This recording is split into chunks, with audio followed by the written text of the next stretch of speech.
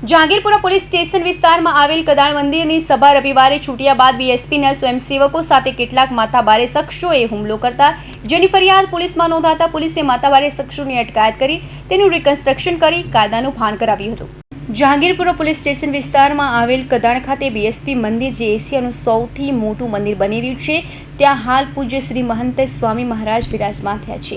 તેની સભા દર રવિવારે થાય છે તે સમયે હરિભક્તો ટ્રાફિકની વ્યવસ્થા સાંભળવા માટેનું કામ કરે છે ત્યારે રવિવારે સાંજે સભા છૂટ્યા પછી ટ્રાફિકની સેવા કરી રહેલા સ્વયંસેવક દિનેશ માંગુકિયા સાથે મારુતિ સુઝુકી કંપનીની ગ્રાન્ડ વિટારા મોટર કાર લઈને કેટલાક કિસ્મો આવ્યા હતા અને મારી ગાડી આગળ જશે જે તેમ કહી દિનેશ માંગુકિયા સાથે ઝઘડો કરી હતી।